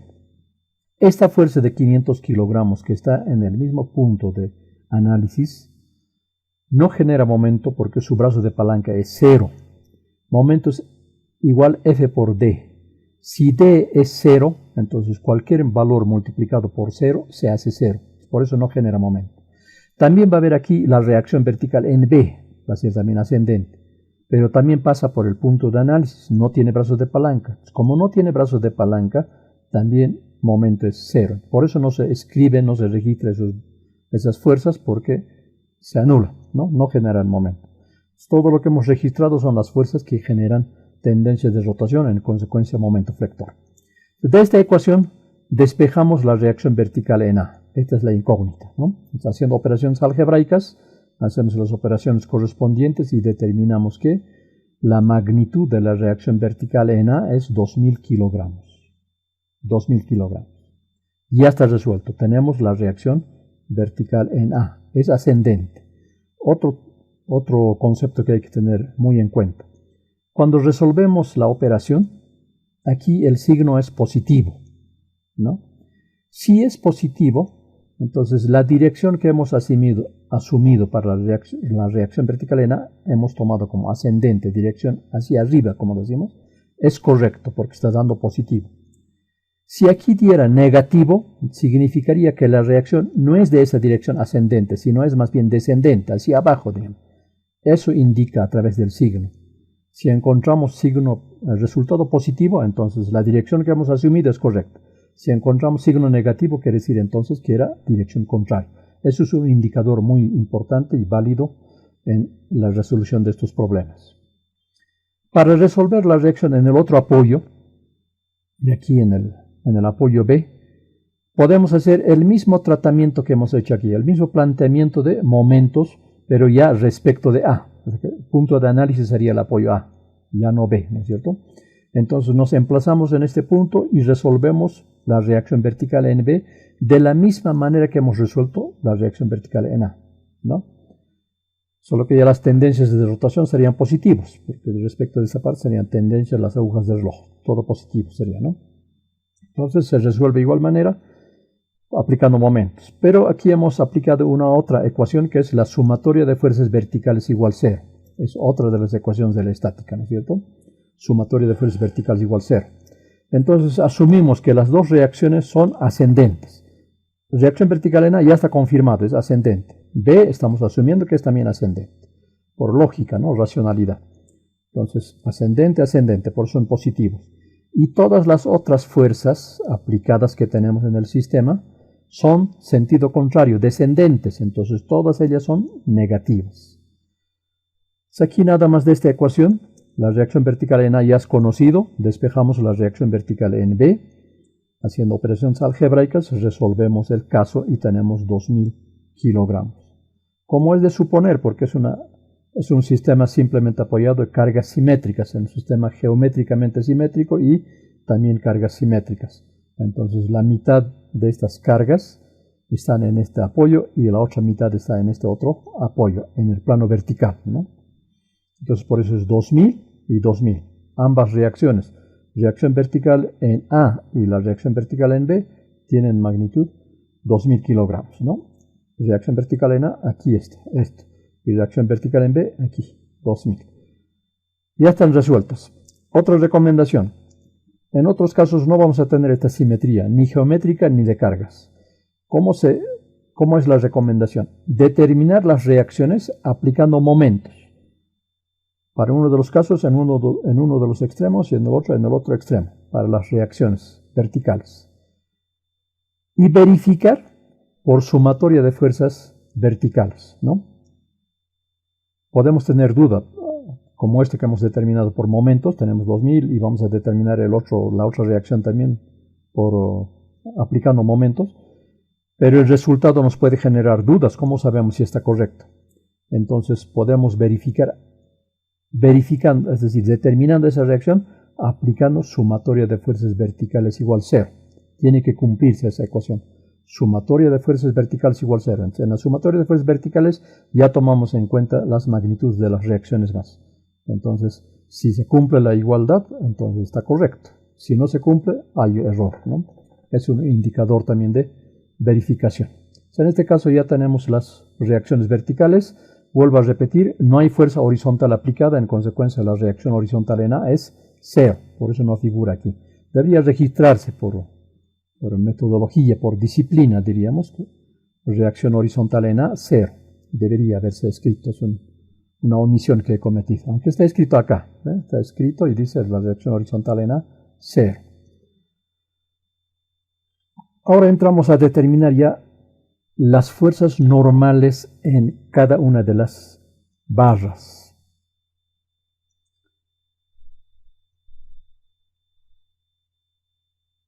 Vamos a analizar primero el nudo 1, este nudo, y vamos a determinar las fuerzas normales en la barra 1 y en la barra 4. Tenemos el dato alfa, que es un dato conocido, que es 30 grados, que ya nos dan esa información. Entonces el ángulo es conocido acá. Entonces eso lo esquematizamos. Estamos haciendo el nudo 1, estamos haciendo la gráfica, la esquematización del nudo, ¿no es cierto? Y ahí estamos dibujando la reacción vertical en A, que es 2000 kilos, ya conocemos su magnitud, lo dibujamos acá, en la misma dirección que está. Existe una carga vertical en el mismo nudo, dirección descendente, también lo dibujamos ahí, los 500 kilogramos, descendente. Y tenemos la barra 1 en el plano horizontal, coincidente con el eje X. Entonces lo dibujamos también, el vector barra 1, lo representamos con un vector, ¿no? La barra 1. Ahora aquí la pregunta va a ser, tiene una dirección hacia la derecha, es un vector, es una flecha, dirección hacia la derecha. ¿Cómo sabemos que es hacia la derecha y de repente hacia la izquierda? ¿Cómo sabemos esto? En una primera fase de aprendizaje, obviamente esto va a ser un poco complicado, es ir como a la adivinanza, cuando no podemos todavía sino pronosticar la deformación que va a sufrir el elemento estructural, aquí el sistema reticular. Si vemos el sistema reticular y vemos la acción de estas cargas, es de entender que estas barras, desde la 1 a la 3, van a tender a descender hacia abajo. Y al tener una tendencia de descenso van a adoptar una curvatura. Y siempre que se adopte una curvatura, incrementa la longitud a una línea recta, ¿no es cierto? Entonces, si está incrementando la longitud, se van a traccionar. Las tres barras, barra 1, barra 2, barra 3, van a estar traccionadas. Por el contrario, las barras que están en el cordón superior, barra 4, barra 5, 6, 7, van a tratar de acortarse en su longitud, porque se van a comprimir. Aquí se está traccionando y que se está comprimiendo. Entonces, si es una fuerza o una deformación, ¿no? Un manifiesto, se puede decir un efecto de deformación, de acortamiento de sus elementos, entonces ya estamos diciendo que van a comprimirse, ¿no? Las barras, va a haber un efecto de compresión.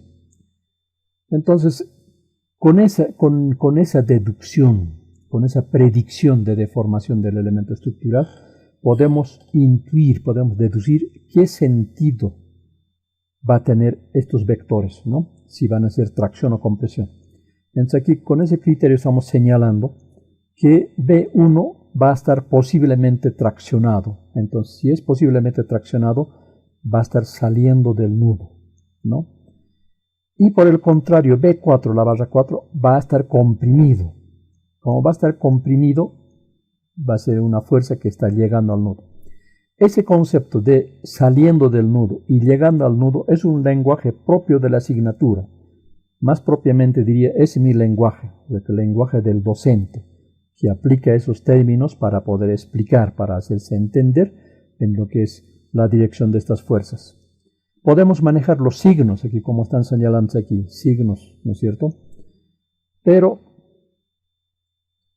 ahí en lo que les decía, si el signo es positivo confirma una situación y si es negativo hay que corregir. ¿Cómo sabemos si es a un efecto de compresión o tracción del signo o es un efecto de error?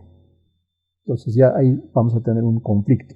Entonces, para no confundir con esos signos, yo prefiero manejar el término saliendo del nudo, como es el caso de B1, este es el nudo, ¿no? Saliendo del nudo va a ser tracción, para mi lenguaje, ¿no? Para mi interpretación. Y llegando al nudo, como en este caso B4, llegando al nudo va a ser para mí compresión. Siempre que se confirme la dirección de estas fuerzas, entonces yo puedo deducir que esta fuerza está llegando al nudo, es compresión. Esta fuerza está saliendo del nudo, es tracción. Ese va a ser mi lectura, mi interpretación de las fuerzas que estoy encontrando como incógnitas que eran, ¿no? Bien, ahora analizamos. Esta es una fuerza inclinada. Hemos dicho que cuando hay una fuerza inclinada tenemos que convertir en componentes rectangulares. Entonces esta fuerza inclinada la estamos reemplazando por sus componentes rectangulares, ¿no? Asuman que esta fuerza lo trasladamos aquí por condición de paralelismo, es el cateto opuesto de este ángulo y es el cateto adyacente, ¿no? Por eso está multiplicado por seno y esto por coseno. El ángulo es 30 grados. Bien, entramos en el plano vertical. Sumatoria de fuerzas en el plano vertical, ¿no? Tenemos la reacción vertical en ascendente, positivo.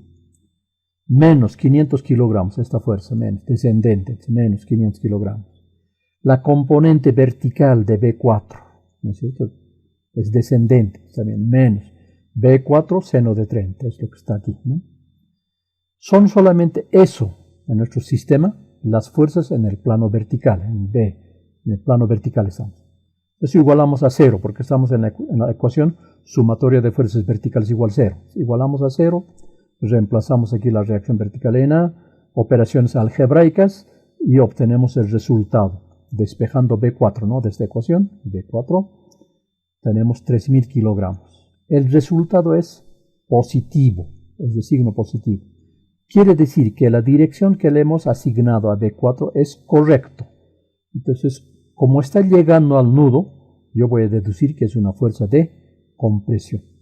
Tengo la magnitud de la fuerza y tengo el tipo de fuerza, ¿no? Aquí es una magnitud de 3000 kilogramos y es una fuerza de compresión. Está comprimiendo al nudo, o es una barra comprimida. Ya tenemos B4 resuelto. Entramos al plano horizontal y hacemos lo mismo. Sumatoria de fuerzas horizontales igual 0. ¿Qué tenemos en el plano horizontal? Tenemos esta fuerza B1, ¿no? Que es la fuerza en la barra 1. B1 positivo hacia la derecha. Luego tenemos la componente horizontal de B4 hacia la izquierda, por eso es negativo, menos B4 coseno de 30. También era bueno, creo, aclarar eso, ¿no? Parece que no he indicado esto. las fuerzas ascendentes verticales son positivos y las fuerzas verticales descendentes son negativos. Las fuerzas horizontales hacia la derecha son positivos y las fuerzas horizontales hacia la izquierda, como en este caso, son negativos. Tendencias de rotación en sentido a las agujas del reloj, positivo. Tendencias de rotación en sentido contrario a las agujas del reloj, negativo. Esa es nuestra convención de signos y de acuerdo a eso estamos aquí operando, ¿no? Entonces, como hemos visto, teníamos B1 hacia la derecha y B4 coseno de 30 hacia la izquierda, negativo. Son las únicas fuerzas que actúan en el sistema. Entonces igualamos a 0, hacemos operaciones algebraicas, despejamos B1 de esa ecuación y tenemos el resultado, 2598.08 kilogramos. Registrado aquí el segundo decimal, ¿no? De repente hay más decimales, pero estamos registrando redondeado al segundo decimal. De la misma manera, el resultado que obtenemos es positivo. Entonces, quiere decir que la dirección que le hemos asignado es correcta. Como está saliendo del nudo, mi interpretación es que es una fuerza de tracción. Entonces tengo la magnitud de la fuerza en la barra 1, que es 2598.08 kilogramos, y es una fuerza de tracción. Ya tengo el resultado. Son nuestros primeros resultados. Atención aquí. Una magnitud de fuerza que se encuentre y no se señale si es compresión o tracción, no sirve el resultado, porque son 3.000 kilogramos, pero ¿es tracción o es compresión? ¿Cómo yo le doy solución al equilibrio de fuerzas si no sé si es compresión o tracción? No se puede resolver el problema si no hay esta indicación, este indicador que es compresión o que es tracción. Necesariamente tiene que indicarse la magnitud de la fuerza, su unidad y el tipo de fuerza en estos sistemas reticulares. Sí o sí es de rigor el registro de esta información, de estos datos. Muchos casos resuelven la magnitud y está correcto, pero no anotan la unidad, tampoco especifican qué tipo de fuerza es, entonces es un resultado que no sirve, no es evaluable, no se puede calificar. Y reclaman, dice, pero está correcto mi resultado. Sí, pero no dice la unidad ni el tipo de fuerza.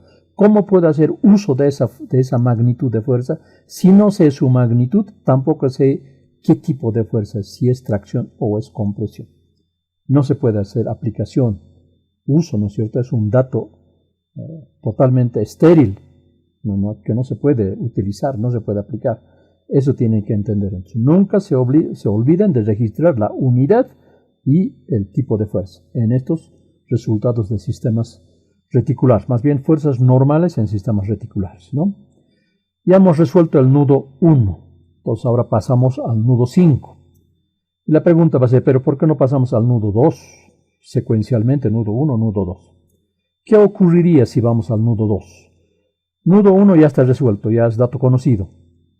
Si entramos al nudo 2, tendríamos 3 barras que convergen al nudo, son 3 incógnitas. La barra 8, la barra 9, la barra 2 son incógnitas. 3 incógnitas y tenemos solamente 2 ecuaciones disponibles. Sumatorio de fuerzas horizontales igual 0 y sumatorio de fuerzas verticales igual 0. 2 ecuaciones disponibles, 3 incógnitas, no podemos resolver aquí, no vamos a poder resolver. Entonces veamos el nudo 5. B4 ya es dato conocido, ya hemos resuelto. Entonces nuestras incógnitas van a ser la barra 8 y la barra 5. 2 incógnitas, 2 ecuaciones disponibles que tenemos, sumatorio de fuerzas verticales y sumatorio de fuerzas horizontales. Entonces este nudo sí se puede resolver. Entonces por eso vamos aquí al nudo 5. Esa es la forma de ver a qué nudo vamos como punto de análisis. Bien. Además, aquí observamos el sistema. Tanto la barra 4 como la barra 5 están en un plano inclinado y la fuerza de 1000 kilogramos en el plano vertical. B8 es perpendicular a la dirección de las barras 4 y 5, es perpendicular, ¿no? Entonces, como las dos barras incógnitas están inclinadas, se desglosarían en 2 componentes rectangulares también incógnitas. Entonces no nos va a permitir resolver dentro de la sumatoria de fuerzas horizontales y verticales. Entonces vamos a hacer el artificio de hacer rotar el sistema sobre el eje horizontal, es decir, B4 y B5, que eran inclinadas, hacemos rotar todo un ángulo alfa, de 30 grados, ¿no? Un ángulo alfa de 30 grados y alineamos sobre el eje X, en este caso como sobre la horizontal, ¿no? Como sabemos que la fuerza vertical de 1000 kilogramos estaba alineada sobre la vertical, como el sistema ha rotado 30 grados respecto de su condición original, entonces esta fuerza que estaba alineada sobre la vertical va a rotar 30 grados. Como entre la vertical y la horizontal hay 90 grados, entonces si aquí hay 30, aquí hay 60 grados, ¿no? Es nada más hacer la diferencia. Lo mismo podíamos haber anotado los 30 grados aquí, no había problema, pero hemos registrado respecto de la horizontal y son 60 grados. Esa es la nueva dirección de fuerza, haciendo rotar un ángulo alfa, ¿no? 30 grados y hemos alineado sobre la horizontal. Y B8 es perpendicular a la dirección de las barras 4 y 5. Ya tenemos el sistema.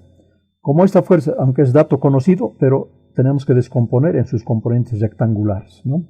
Para poder entrar a la sumatoria de las fuerzas verticales y horizontales. Entonces ya hacemos esto, descomponemos en componentes rectangulares esta fuerza vertical. Entramos al plano vertical. Sumatoria de fuerzas verticales igual 0. Entonces tenemos B8 ascendente, ¿no? Positivo, menos la componente vertical de esta fuerza, ¿no? F sub B, seno de 60 grados, esta componente, estamos anotando ahí.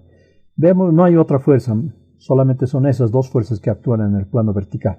Eso igualamos a 0, de eso haciendo operaciones algebraicas despejamos B8, que es la incógnita, y encontramos su resultado. Signo positivo. Como es signo positivo, quiere decir que la dirección que le hemos asignado es correcta, es ascendente, está contra el nudo. Como está llegando al nudo, es una fuerza de compresión. Ya está resuelto B8. Entramos al plano horizontal. Entonces vemos B4 hacia la derecha positivo, B5 hacia la izquierda negativo, y la componente horizontal de FB, de 1000 kilogramos, hacia la izquierda. Entonces, negativo, FB coseno de 60, ¿no? Son esos nada más las fuerzas que actúan en el plano horizontal, igualamos a 0, y despejamos B5, que es nuestra incógnita. B4 ya es dato conocido, ya hemos resuelto en el anterior nudo, ¿no es cierto? Entonces despejamos B5 de esa ecuación, operamos y tenemos el resultado. También signo positivo, quiere decir que la dirección que le hemos asignado a B5 es correcta. Su magnitud es 2500 kilos y está llegando al nudo, en consecuencia es una fuerza de compresión. Está llegando al nudo y es una fuerza de compresión. Lo mismo que B8 está llegando al nudo, entonces también fuerza de compresión. Tenemos las magnitudes y el tipo de fuerza. Magnitud, tipo de fuerza. Esos son los resultados que son útiles en estos casos, ¿no? Ya hemos resuelto el nudo 5. Vamos ahora al nudo 2, recién, ¿no? El nudo 2 es este.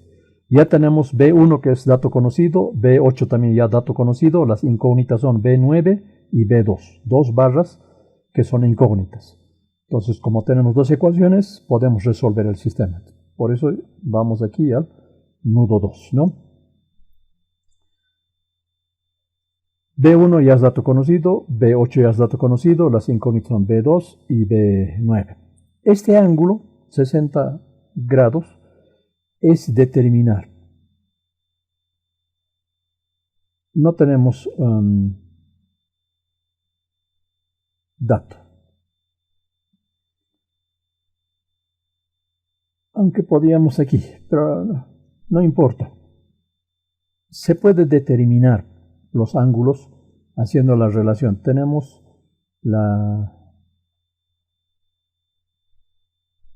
¿dónde están esos datos? Ya. Aquí era hacer la siguiente operación. Ya es geometría, ¿no? Si yo quiero saber esta altura a la que está el nudo 6 respecto de la barra 2, que está sobre la horizontal principal, ¿a qué distancia está? Tendría que hacer operaciones con este ángulo que es dato, ¿no es cierto? Tenemos aquí lo que respecto de ese ángulo sería el cateto opuesto, este sería el cateto adyacente, y esta sería la hipotenusa, ¿no es cierto? Entonces, encontramos esta altura multiplicando esta distancia esta longitud, diríamos, por seno del ángulo alfa y tendríamos esta altura. Y lo mismo encontraríamos esta distancia horizontal multiplicando esta longitud por coseno del ángulo alfa y tendríamos esta distancia. Como sabemos esta distancia que es 4, entonces ya es un dato con el cual podemos operar y podemos determinar esta hipotenusa. Que en realidad no necesitamos determinar la hipotenusa, sino hacer la relación que tangente de alfa es igual seno sobre coseno, ¿no es cierto? Ya estamos buscando seno. Hacemos operaciones tangente de alfa por coseno de alfa, que es 4 metros, y encontramos esta altura. Como tendríamos esta altura, para encontrar los ángulos, por ejemplo, acá esto estamos buscando ahora. Ya tenemos la altura y hacemos arco tangente de esa relación, arco tangente del cateto opuesto sobre el cateto adyacente. Aquí el cateto adyacente, ¿cuánto sería? Si esto es una repartición simétrica, tenemos aquí 4 veces 4, 16, y esto está en 3 partes, entonces hay que hacer las longitudes, ¿no? Hay que trabajar aquí las longitudes y encontrar las distancias que tenemos acá para determinar el ángulo que se requiere aquí. Ahora, otra forma de determinar es que la sumatoria de ángulos internos de una poligonal hacen 180 grados, ¿no es cierto? Si esto es 90 grados, es perpendicular, ¿no es cierto? Es 90 grados. Y esto es 30 grados, entonces ya tenemos 120. A 180 aquí es 60, beta es 60 grados. De la misma manera podemos deducir aquí, ¿no? Suma de ángulos. En este cuadrante lo mismo, es su gemela de este poligonal. Entonces también tenemos, aquí es 30 grados, 60. Entonces, si hacemos por analogía, digamos, si entre la horizontal y esta inclinada, aquí hay 30 y aquí también hay 30 y 60, entonces esto es 60, ¿no? Imaginariamente que tracen aquí una horizontal. Por condición de perpendicularidad con este ángulo, también hay 30. Y entre esta barra 5 y esta barra 9 también hay 30 por esa indicación que está dando. Entonces hay 60 ahí. Y eso estamos haciendo respecto de la horizontal, entonces esto es 60. De esas formas, ya sea de forma geométrica, numéricamente, se puede encontrar los ángulos. Entonces aquí ya se ha anotado directamente el ángulo. Eso, en clases presenciales hacíamos la deducción de esos ángulos, pero aquí estamos explicando el detalle. Lo mismo podríamos registrar aquí como 30 grados, ¿no? Con cualquiera de los dos datos nos servía el sistema. Entonces ya hemos resuelto, hemos indicado esto, los resultados de las fuerzas normales en las barras, y estamos en este punto. En realidad estamos aquí, ya me he enredado, ¿no? Con todo eso. Entonces igual, tenemos aquí esta fuerza B9 inclinada, y siempre que tenemos fuerzas inclinadas vamos a descomponer en componentes rectangulares. Tenemos componentes rectangulares y entramos a la sumatoria de fuerzas verticales igual 0, ¿no? Entonces, B9, que es la componente de B9 ascendente, lo anotamos aquí, menos esta componente vertical de B8, que es descendente, por eso es negativo, y son solamente esas dos fuerzas que actúan en el plano vertical. Igualamos a 0, hacemos operaciones algebraicas y obtenemos el resultado. Nos da positivo. Entonces, como es positivo, quiere decir que la dirección que le hemos dado a B9 es correcta. Está saliendo del nudo, entonces es una fuerza de tracción. Magnitud 866.03 kilogramos. Y fuerza, tipo de fuerza, tracción. Entramos al plano horizontal, sumatoria de fuerzas horizontales, ¿no? B2 hacia la derecha positivo, la componente horizontal de B9 hacia la derecha también, entonces B9 coseno de 60 positivo hacia la derecha, B8, la componente horizontal de B8 también hacia la derecha, también positivo, B8 coseno de 60, y B1 que es hacia la izquierda negativo, B1. Entonces son todas esas las fuerzas que actúan en el plano horizontal, igualamos a 0, y haciendo operaciones algebraicas despejamos B2 de esa ecuación, es nuestra incógnita, y operamos y tenemos el resultado, 1732.05 kilogramos. Positivo, entonces quiere decir que la dirección que le hemos dado a B2 es correcta, ¿no? Está saliendo del nudo, entonces es una fuerza de tracción. Ya tenemos la magnitud y el tipo de fuerza, tracción. Hemos llegado a la mitad del sistema, digamos, ¿no es cierto? Hemos llegado aquí a la mitad. La otra mitad es exactamente igual en geometría y en magnitud de cargas. Como podrán observar, es una gemela, ¿no? Entonces, si ustedes hacen el tratamiento, el análisis de las fuerzas normales en las barras 3, 7, 6, 10, 11 y 2 más, aunque 2 ya está resuelto, pueden comenzar en el nudo 4 o en el apoyo B, en este nudo, igual que hemos hecho en el 1, igualito. Comienzan, resuelven estas dos barras, luego esta de acá y luego esta, y van a tener similar procedimiento que hemos aplicado, ¿no? Solamente en un proceso inverso. Y además que van a tener los mismos resultados, porque es una carga o es un sistema simétrico, ¿no? Van a tener los mismos resultados. Pero por disciplina, a manera de practicar, como decimos, para verificar, ustedes pueden hacer el procedimiento. Comienzan por el extremo izquierdo, por acá, y terminan en esta parte central, coincidiendo con los valores que ya hemos encontrado, ¿no? Van a encontrar estos mismos valores. B2 igual van a encontrar, ¿no? Viniendo del lado derecho hacia la izquierda. Ya hemos resuelto. Por eso aquí dice, por condición de simetría en el resto de las barras se producirán las mismas fuerzas ya calculadas para las barras semejantes en los nudos equivalentes de condición. Ya hemos explicado eso. Ahora, esos resultados se grafican, jóvenes estudiantes, se grafican, se representan a través de estos esquemas. Y eso es lo importante, ¿no? En los últimos tiempos ya utilizamos programas y los programas han, se puede decir, disminuido, digamos, el procedimiento tradicional que se tenía en la escuela antigua, como diríamos, que era la representación de los diagramas. Estos diagramas son de suma importancia a los que somos al menos de la escuela vieja, que con una sola inspección, con una sola mirada, como decimos, nos permite distinguir cuáles son las barras del sistema reticular más esforzado. Aquí podemos ver 3000, es el más esforzado. 3000, mayor magnitud, ¿no es cierto? Es compresión. Negativo es compresión. ¿Cuál es la segunda más esforzada? Esta de aquí, 2598. Esa es la más esforzada. Estas dos barras aquí tenemos, ¿no? Y la que sigue, esta de aquí, estas dos, ¿no? 2500. Son compresión. Aquí eran tracción, tracción, aquí es compresión, compresión. Y luego tercera sería esta, ¿no es cierto? Primera, segunda, tercera, no, cuarta sería esta, ¿no? 1732. Y luego la celosía, la parte interna, que son 866, 800, las cuatro tienen la misma magnitud, pero atención, esto es compresión. Esta barra 8 es compresión y esta otra barra 9 es tracción. Esto es tracción y esto es compresión. Siempre que tiene signo negativo es compresión y tiene signo positivo es tracción, haciendo uso del signo, ¿no? Pero como les digo, en mi nomenclatura, en mi lenguaje es mucho más objetivo, mucho más práctico, que en vez de utilizar signo, anotamos aquí la magnitud de la fuerza y anotamos también aquí el tipo de fuerza. Decimos es tracción, tracción, tracción. Y aquí decimos compresión.